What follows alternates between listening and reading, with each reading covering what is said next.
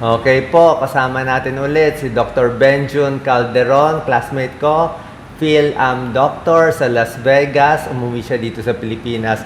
Bibigyan tayo ng mga tips paano pumayat, pero ano to, American style.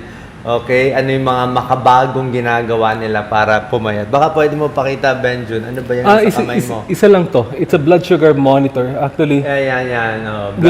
ginagamit natin to para sa pang-monitor ng sugar. Meron bang needle yan na maliit? Napakaliit. Napakaliit lang siya. Hindi nga makikita eh. Hindi Walang, paano kung na-press mo? Delikado ba? Hindi naman. Ha? Pwede yan? I can press it and then wala kang maramdaman. Hindi siya dudugo. Hindi dudugo. So, it checks, tawag dyan, freestyle libre. Freestyle libre. I think meron din dito siguro, alam ng mga endocrinologists natin. So, imbis na tayo sa Pilipinas, blood sugar, tusok ng tusok, 3 times a day, 5 times a day, yan, wala ng tusok.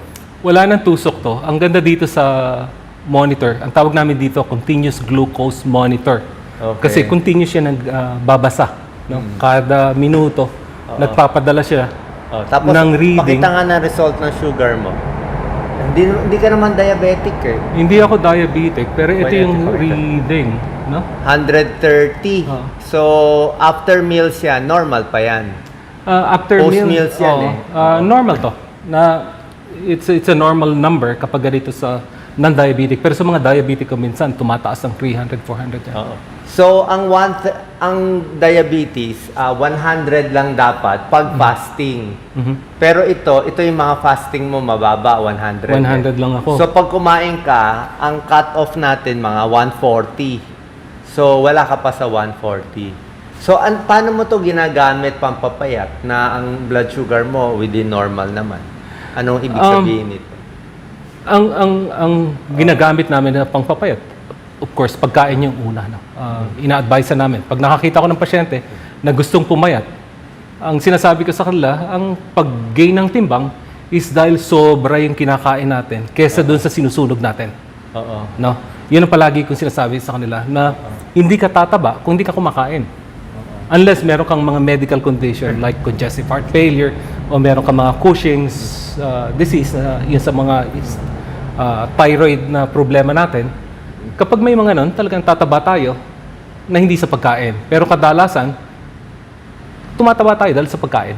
Mas marami yung kinakain natin kaysa doon sa sinusunog natin. So, base dito sa monitoring mo ng blood sugar mo, anong pagkain yung nagpapataas niyan? Ginagamit ko to para makita natin tama ba yung kinakain ko. No? Kasi ang mini-measure lang ito is glucose. Like kanina, anong kinain mo kanina umaga? Nag-breakfast ako kaninang maaga. Anong kinain mo? Ang kinain ko lang dito, isang pandesal lang.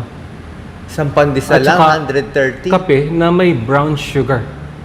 No? Pandesal kasi ng Pilipinas, ang daming sugar. Ay, panay asukal yun. No? Asukal, Yung so, kanin, isang pandesal mo, from 100, lumampas ng 150. umabot ka ng 150. Umabot siya ng 150 noong umaga, oh. Dahil may brown sugar. Akala nila pag brown sugar is healthy yun. Hindi to. Sugar pala. Ganun din yung mga brown rice. Akala natin healthy yung brown rice.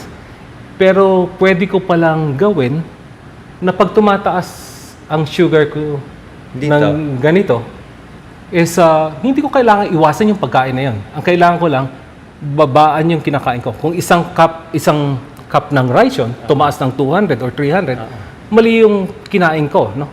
Yung dami. Hindi ko sinasabi sa inyo, tanggalin nyo yung kanin.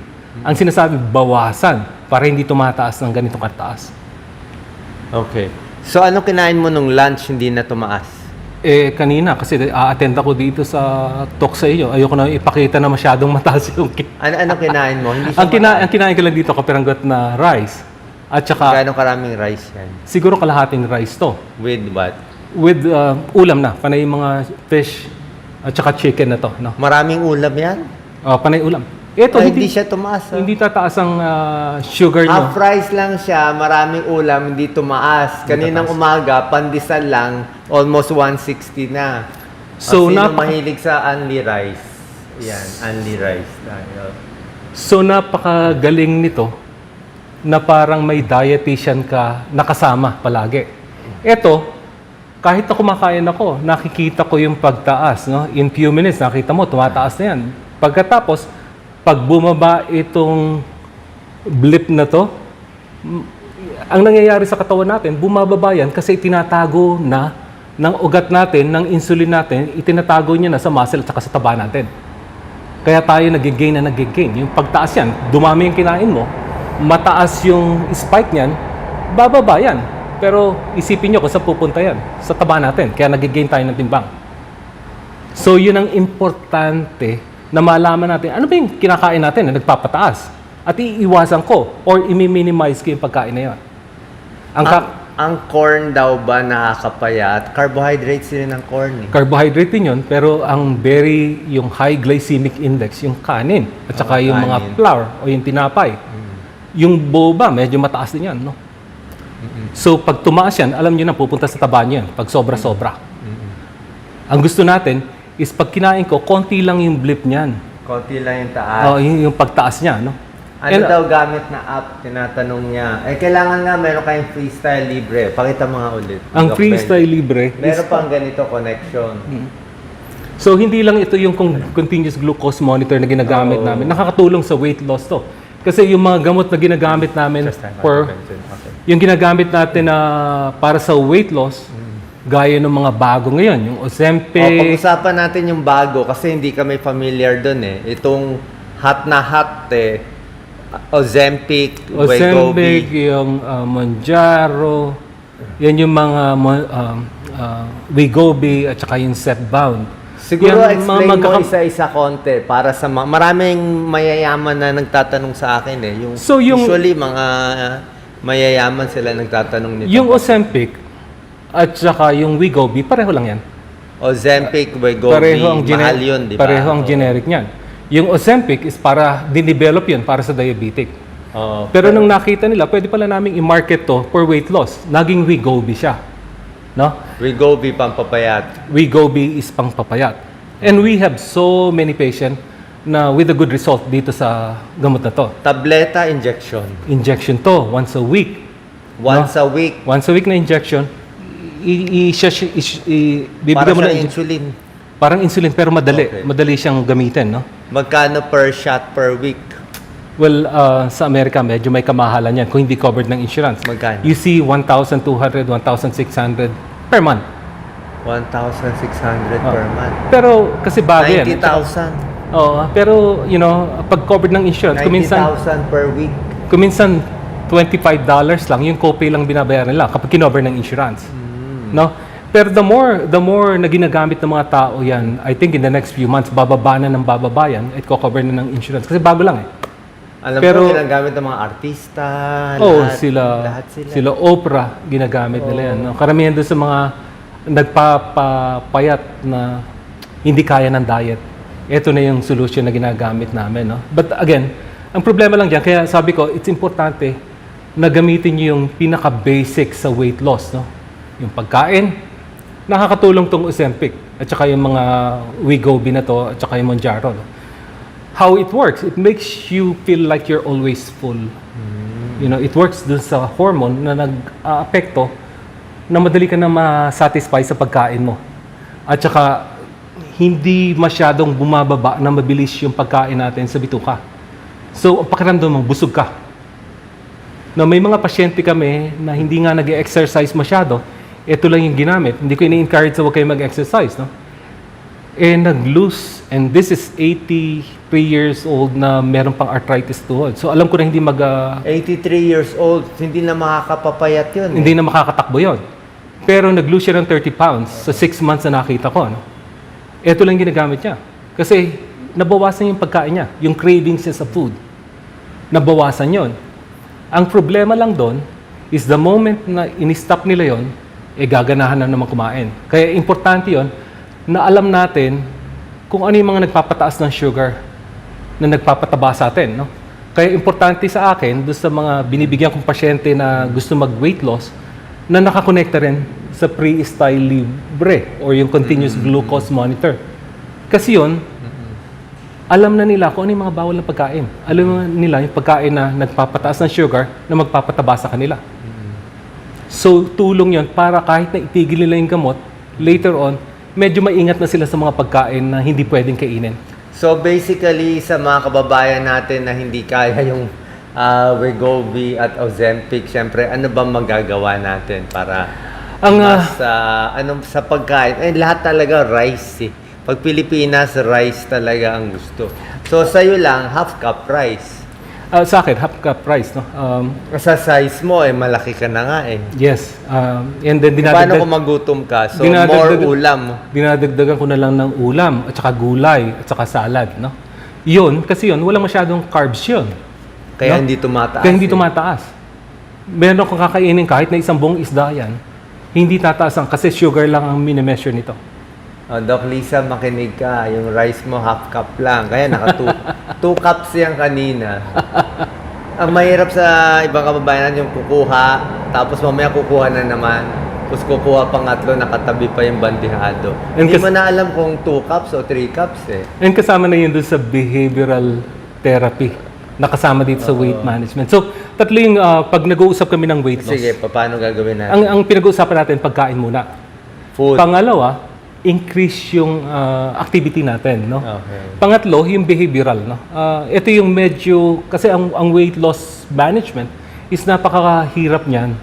Kukunting success yan. Kaya ngayon, yung mga gamot na bagong ginagamit natin, nakakatulong yan na mag-lose ng weight. Uulitin ko, dun sa pagkain, bawasan lang natin. And then, ang sinasabi nga nila, kung talagang gusto mong pumayat, dapat nasa around 1,000 calories ka. Per day? No? Mahihilo sila sa gutom. Mahihilo sila sa gutom. Sa una. No, kapag mababa na yung calorie mo, ang mangyayari niya, mga kulang yung source of energy natin. Ang gagamitin na natin na source of energy natin, syempre yung taba na. So, okay lang gutom. Gutom. Kasi gusto natin yung gutom. Kailangan laging gutom. Medyo hypoglycemia konti. Lalo na kung hindi ka naman naka-insulin o naka-sulfonylurea. Then, ang mangyayari niya, magsuswitch yung source of energy mo. Hindi na sa asukal, kundi sa taba. So, pag lagi kang gutom, medyo nanginginig, pasaging-saging lang konti, ang binaburn ng katawan mo pag naglalakad ka, taba na. Taba na. Nawawala na yung bilbil. So, nasusunog na yun. Hindi natin Nasusunog na ang namamalayan. bilbil. Kaya pumapayat tayo. Magagalit yung mga ibang kababayan natin kasi sasabihin nila, kaya nga ako kumakain para laging busog. Yun ang pinakamasarap na pakiramdam, yung busog na busog. Bakit hindi ako magpapakabusog? Ano problema sa busog? Gusto nila busog. Masarap talagang busog. Ngayon, nakabakasyon ako busog. Busog. Pero hindi ako pwedeng palaging nakabakasyon mode. No? So, ang kailangan lang yan, pag nabusog ka, sunugin mo. Kung talagang hindi maiwasan yung pagkain, mag-exercise ka. Pero kung wala kang plano mag-exercise, medyo hinay-hinay lang sa mga pagkain na nakakataas ng asukal kasi tataba ka dyan. Ulitin ko, dun sa increased activity at saka sa diet, yung behavioral factor ang kailangan nating asikasuhin. Sige, ano itong mga behavioral Itong behavioral, na huwag kang pupunta sa buffet kasi kakain tayo doon. Uso ngayon ang buffet. Kasi babayad ka 1,000, ang mindset mo dito, kumain ng 2,000. Correct. Para sulit, di ba? Or more. Sulit purpose, pagkain. hindi ka kakain ng maaga tanghali. Di ba? Magbabayad ka ng malaki para makabawi ka. Hindi ka naman magbabayad ng 1,000 para kumain lang ng 300 pesos. Paminsan-minsan siguro okay lang yun. Pero kung linggo-linggo nasa buffet ka, talaga mag-gain ka ng timbang, no? Yung sinasabi ko, hindi problema yung pupunta ka sa buffet. Pag pumunta ka sa buffet, medyo i-limit mo yung cake, i-limit mo yung kanin. Punta ka na diretso doon sa isda o sa karne o doon sa salad. Busugin mo na yung sarili mo doon sa mga protina at saka doon sa mga salad. Huwag masyado sa rice kasi sayang yung buffet. Buffet, medyo gumastos ka doon para sa mga lobster o sa steak. Meron nga dyan, matatapang may nagko-comment, no rice, no bread daw siya, gagawin niya. Ano naman yun? Kaya no ba rice, yun? no bread. So sobra naman low carbo. Well, meron kaming ginawa yan and I've done it, no? But again, karamihan sa pagkain may carbs pa rin yan. No? May carbs. May carbs Gulay pa rin. may carbs Gulay pa rin. may carbs pa rin yan. Corn, patatas, Grabe. kamote, carbs Grabe. lahat yan eh. And karamihan sa mga pasyente kasi sinasabi niya, hindi na nga kumakain ng kanin. Pero bakit ka nag-gain ng timbang? No? And that's because yung alam mong carbs is yung kanin lang at saka tinapay. So yun ang kailangan natin maintindihan. Na. And maganda dito kasi makikita tumataas talaga. So behavioral, kasama na yung pagpunta sa mga party, diretso ka na doon sa karne. Punta ka na doon sa lean meat o kaya mga isda o yung salad. Huwag kang babanat doon sa bubusugin yung sarili mo doon sa Ang cake. at mga- pinakasikat kasi sa Pilipinas, only rice. Yun nga, unfortunately, Yan ang pinaka-marketing natin, only rice. that's true. Only iced tea. O, di ba? May pag-aaral Lisa. Kilala ba ni Benjo si Dr. Pox, di ba? Yes. Oo. Ang sinabi niya ni Dr. Pox Pangan, ano siya, parang head siya sa Maynila. Tinest nila yung mga teenager natin dito sa Pilipinas. Ang dami daw diabetic. That's totoo. Kasi Ang daming diabetic, kaka-soft drinks, kaka-junk food, kaka-only rice. Teenager pa lang. O, paano na yan? it's very common na kasi ang carbs ang pinakamura. Kahit sa Amerika yan ang biggest problem natin. Mura ang tinapay, mura ang cereals, mura ang kanin. Noodles tayo Noodles dito. is, Instant noodle. mura. Instant noodle with rice. O, yun. Pancit canton with rice. Unfortunately, yung mga mahal is yung mga karne, yung mga salad, at saka yung mga isda. Yung pinakamura, yun yung medyo hindi healthy. So kung hindi talaga may iwasan, exercise tayo. Or increase natin yung activity natin. Okay. Other tips sa behavioral? Ano pa ba? Yung lagi nag-i-stock ng mga pagkain sa bahay. Yun ang isang, lalo na kung may mga anak kayo. No? Kasi yung mga bata na Bili ng overweight bili, na, oh. sa una pa lang, may soda tayo, may juice dyan, gusto natin bigyan yung mga bata, akala natin healthy. Pero pag napabayaan natin yung mga teenager natin na gano'n na ang weight nila, ang tendency na maging obese yan or overweight sa paglaki is napakataas. So kung maaari, sa bata pa lang, kontrolin na natin yung pagpapakain ng mataas ang asukal. Dito kasi sa Pilipinas, syempre kakanin. Sapin-sapin, bibingka, puto, lahat yan, di ba? Yun nga yun. Buko pie. Yeah, birthday nung nanay ko nung nakaraan. Yun lang ang pinakain sa akin. So, yung mga sampin-sampin. Pag-check ko kumusta doon sa yung blood asukal sugar? ko, nagtataas na masyado. Babot pa nga ng 300. 300? But it's also to test it, no? I wanna test kung gaano ka tindi yung pagtaas dito sa pagkain ito. Ano kinain mo para mag-300? Yung mga sapin-sapin, gaya ni sinabi, yung tapioca. O anong tawag yan? Sago? Sasago. Ang taas, Taho? ang taas nun. Hindi, yung sago. Sago yung lang? sa taho, yung syrup niya. Ang mataas ang Paano asukal. tataas sa sago lang? Sago with... Yung tapioca kasi is carb yun. Ang masama pa dun sa boba na, Oo, na yung tapioca, yung bilog-bilog. bilog-bilog. Pag tumaas yun, ang tagal bumaba. Yung mga milk tea na yung, gano'n? Oo, yung lalo na yung bilog-bilog na yun. Oo, yung sa milk ganun. tea. Ang tagal bumaba nung asukal natin doon. And I've tested it. And kung hindi nyo talaga maiwasan yun, sunugin nyo. Paano yung halo-halo natin? Well, halo-halo ang pinaka-paborito ko. And I can guarantee you na pag kumain ako ng isang Halo-halo. halo-halo, umabot ng 300 dyan. O Lisa, mali yung binigay mo kay Benjon. Bawal yun, hopya yun eh. Pero masarap paminsan-minsan lang naman. Again, Baka yung sugar-free. Pag sugar-free, ano nangyayari? yung sugar-free na... Hindi ba tumataas pag sugar-free? Well, just to give you an idea about yung zero at saka yung regular Coke, no? Oo. Pag ininom ko yung zero, walang taas yun. Pero pag pag ininom zero, ko... hindi tumataas. Wala. Kasi glucose ang minomonitor nito. Pero pag yung regular, maabot ng 200 yan. Pero may pag-aaral kahit yung mga diet, medyo hinay-hinay. Medyo hinay-hinay rin. Hinay-hinay. Pero yung pinag-uusapan natin ngayon is yung sa sugar, kaya medyo... Ozempic daw, libre sa London, UK. Binibigay ng NHS. Oy, swerte, 90,000 per week. Well, swerte nyo dyan, pero sa Amerika kasi, kung i-calculate natin kung magkano yung ginagastos sa obesity at saka sa obesity-related nililibre medical nila. condition, no? Yung medical condition na related sa diabetes, yung heart attack, yung mga diabetes, hypertension, ang calculation nila doon is $100 billion ang ginagastos ng Amerika. So, ganun kalaki. Halos budget na ng Pilipinas yon kada taon. Ito, So, we're just... ang ibig mo sabihin, itong mga mayayamang bansa, iniisip nila ilibre tong Ozempic, Wegovy kahit 90,000 per week kasi tingin nila pag binigyan nila lahat ng mga overweight, mas makakatipid sila, hindi ma-heart attack kasi nga binabayaran yung heart attack at hip fracture nila. Pinag-aaralan na nila ngayon kung paano i-cover ito, no? And yung ibang insurance, nakikita na namin. Yung Medicare ngayon, yung Medicare, yung gobyerno, parang PhilHealth dito So, sa atin. sobrang advanced na nga yung healthcare nila doon.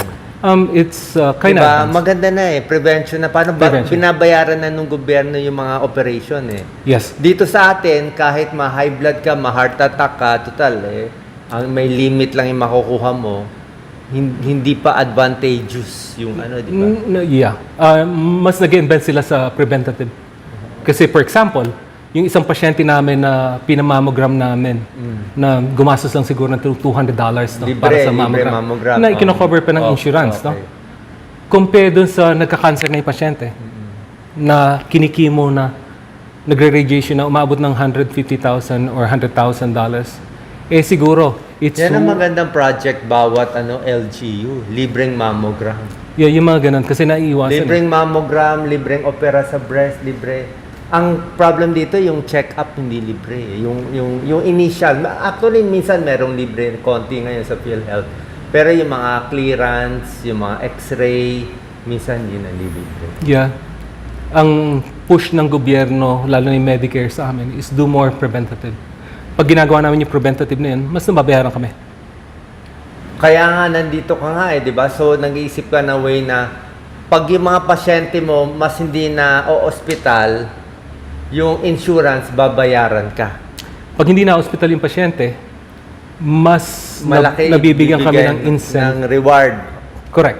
Kasi ang isang hospitalization sa amin lang sa Nevada, ang calculation nila umaabot ng $15,000 per hospitalization. Siguro average yan, including yung mga pneumonia, yung mga heart condition, nag-high blood, nagko-congestive heart failure. Pag in-average sila, ang calculation, simple calculation is $15,000-$16,000. Kung kami, nape-prevent namin yung hospitalization, kahit 10 lang sa isang buwan, yung clinic ko, 160,000 na yung masasave ko para sa insurance. And the insurance will notice Reward that you. and sasabihin niya sa akin, medyo nakasave kami ngayon, bigyan nga kita ng kahit na mamera dyan. Kaya marami kang tagasagot sa lahat ng concerns ng pasyente mo kahit nasa bahay lang sila. Kahit na nasa bahay lang sila, Sobrang alaga. Isang Inaala- tawag lang, parang may call center pa na taga kailangan sagutin namin yon. Kung hindi, Ilan kung nga staff mo tagasagot? mahigit 10. Ang tigasagot lang ng clinic namin, siguro 10 tagasagot lang. ganun karami. Kasi gusto namin na pag may concern sila, lalo na yung mga pasyente natin na So nag-iisa hindi sa na bahay. sila nagpapa-check up sa'yo, doon na lang. Basta wag lang sila ma-admit, panalo ka na. Correct. Pero nire-require pa rin namin sila na dumalaw sa amin na kahit na 3 beses sa isang taon. Kapag hindi ka magpa-check up sa amin, kuminsan din namin re-refill yung gamot. Kasi ayaw namin na ang susunod na bisita nila nasa ospital. Pero dito parang pabaliktad sa Pilipinas No. Pag marami ng ospital, mas malaki kita ng ospital. Di ba Yeah. pabaliktad opposite Dito sa Baliktad. kabila, mas gusto nila hindi ma-ospital. Hindi, Kasi kasi nga binabayaran na nila yung healthcare. Yung healthcare. Yung Oo, preventative yung is much cheaper. Insurance, pati yung gobyerno na nagbabayad, mas gusto nila, huwag kayong magkasakit. Huwag kayong magkasakit. So, they encourage kami na primary care physician to do more preventative, no? Siguraduhin mo na control ang blood pressure nito. Siguraduhin mo control ang diabetes nito. Siguraduhin mo control ang cholesterol nito. Kasi pag hindi na control yan, magi-stroke yan. Problema na naman. Ang very common pa na issue sa Amerika is yung anxiety. Pag hindi sumagot kami at saka nagche-chest pain yung pasyente, Na nervyos. ninervyos na, punta na sa ospital yan. Pero kung sumagot kami, at saka na-address lang namin yung simple issue nila na nagawa na namin yung stress test sa'yo, meron ka lang arthritis sa leeg o sa likod na nagkakos ng chest pain mo. Dahil meron kaming record then hindi natatakbo sa ospital yan. Basta tumakbo, gastos na rin ng Gastos na kagad ng yun, ng insurance. insurance yun. Garantisado. So nakita nyo, opposite completely opposite yung concept eh, di ba? Correct, correct. Oo. Kaya hindi na sayang po yung 7,000 videos ko ha, since 20 years ago. Para hindi nga kayo magkasakit, para hindi nga kayo mapunta sa ospital eh, di ba? Ayaw ko nga kayo paggastusin eh. So okay na rin yun. Yung pong ginagawa ni Dr. Diba? Willie Ong, ang impact nito sa mga kababayan natin, lalo na yung mga hindi ko nare-reach sa Amerika. Kuminsan, hindi sila magpatingin doon sa doktor kasi Amerikano yung doktor nila. Naaalangan sila magpa-check up kasi ang pakiramdam nila, hindi nila ma-express yung sarili nila. O kaya baka medyo racist tong mga kuwan na to, itong mga doktor na to, ganun ang iniisip nila. Pero ang totoo nun, mas maganda kung magpa-check up kayo na regular para ma-avoid yung complication ng iniisip natin. No? Complication ng diabetes, hypertension, at saka yung cholesterol. Kaya ginagawa rin natin to for Pinoy, for OFW, for PhilAm. Baka pag nakapanood nito, ma-less na rin yung anxiety ng PhilAms natin. Hindi masyado magpa-check up. Nakinig na lang sila dito. Pwede na rin naman eh. Yun din naman ang sasabihin eh pag tumawag. Yan, nakakatulong na mabuti, lalo na yung hindi nakaka-reach doon sa doktor nila. Kasi may mga tao doon na kahit nga pumunta doon sa clinic, ayaw pumunta. Kasi walang magmamaneho sa kanila. So ang inaasahan lang nila si Dr. Willie Ong. Hindi naman. pag ako wala akong pakialam kung monetize o hindi monetize. Ginagawa ko to, kita mo, kahit walang view, no view, bahala sila. Ang galing-galing ng guest natin, PhilAm eh, ayaw nyo panoorin eh. Diba? Pag yung mga kalokohan, gusto nila panoorin eh. Hindi naman gagaling eh. So, meron ka lang na-touch ng point na yung PhilAm natin, takot magpa-check up sa American doctor. Meron silang mentality na mas gusto nila PhilAm doctor for a PhilAm citizen. Ganun ba yun? Marami naman na komportable doon sa puting doktor o ibang lahi o Indian na doktor, which is marami doon. No? Kaya lang, mas komportable siyempre sila kapag Pilipino yung doktor nila. Kasi na-express silang mabuti. At saka maraming, kung merong pakidagdagan mo naman ng gamot na ganito o para sa kamag-anak, then pwede nilang gawin kahit na hindi naman namin pwedeng ibigay lahat yon kasi bawal. Pero naisasabi nila yung gusto nila. At saka isa pa doon, naiintindihan namin yung kultura natin. Naiintindihan ng mga Pilipino na doktor kung ano yung kinakain natin. Mapabago, inihaw yan, sinigang na pwede mag-cause ng hyperacidity natin. Alam natin yan. Comment nga, UAE, hanap ko Pinoy doctor. Pag Hong Kong, hanap ko Pinoy doctor. So, bawat country, may Pinoy doctor doon. Yun ang hinahanap nila. Kaya ang sinasabi nga namin palagi, yung campaign ko one time sa Las Vegas, Pinoy ba ang doktor mo? Inilagay namin sa diary yun dati, Pinoy ba ang doktor mo? Kasi kung hindi, medyo siguro i-consider may Filipino doctor. Mas maaalagaan ka. Tsaka may option ka pa umuwi dito. Explain pa nila. So, choice mo naman eh. Kasi nga, yung 110,000 mo, maliit doon, ay dito, makakasino ka na sa 110,000. Malaki na yan. Diba? Malaki na dito yon. Kahit mahal pa bilihin dito, compared sa US, iba pa rin talaga eh. Meron pa daw silang katulong, meron pa silang driver dito. May katulong, may driver pa, may taga-masahe pa. May taga-masahe pa, may kahuntahan pa sa kapitbahay. Oo. So, diba? Tsaka ililibre mo, Jollibee lang o McDo, di ba? Hindi naman ganun kamahal. Pag na-compute mo kasi sa dollar, mura eh. Di ba? Yeah. Mura pag inikot mo sa dollar, lalo na ngayon, no? Di ba?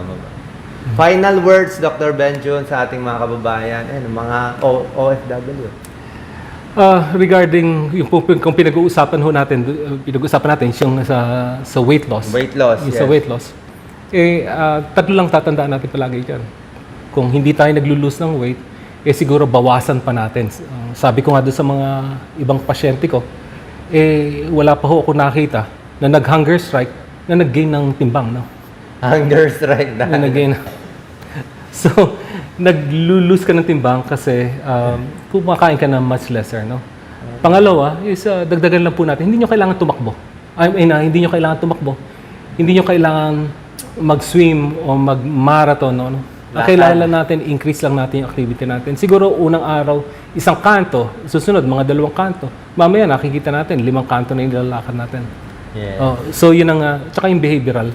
Yung behavioral is medyo linisin na natin yung pantry natin. Sabihin natin, ano ba yung mga pagkain dito na kailangan natin talaga kung gusto natin mag-lose ng timbang na. So, yun lang po. And, maraming salamat sa inyo at sa tuloy niyong pakikinig sa amin. Okay, thank you very much. Ang nakukuha ko, Unli Rice, iwas na muna, mga buffet, iwas at mas magandang gutom. Pag gutom, nasusunog ang taba. Pag laging busog, dagdag na dagdag yung taba. Kasi pag bumaba yung sugar, nagtatago na sa taba mo. So, mas okay ang gutom kaysa sa busog kung gusto natin pumayat. Okay, God bless.